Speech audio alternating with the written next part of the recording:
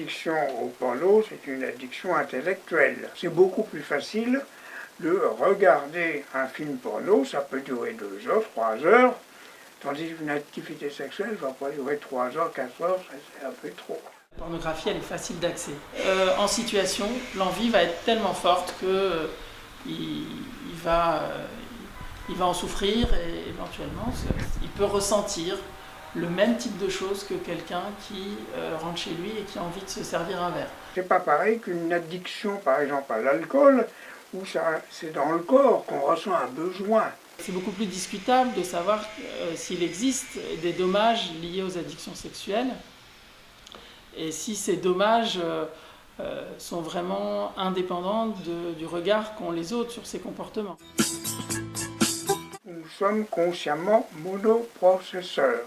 Donc si vous regardez le porno, eh ben, ça vous débranche, parce que c'est très intellectuel, ça vous débranche aussi d'une sexualité relationnelle en particulier.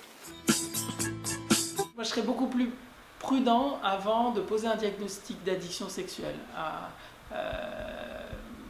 Il faut vraiment qu'il y ait une souffrance de la personne, parce que chacun a le droit d'avoir ses centres d'intérêt, chacun a le droit d'apprécier certaines choses dans l'existence. Et il faut bien distinguer de ce qui est vraiment de la souffrance de la personne et ce qui est lié au regard qu'on porte sur lui.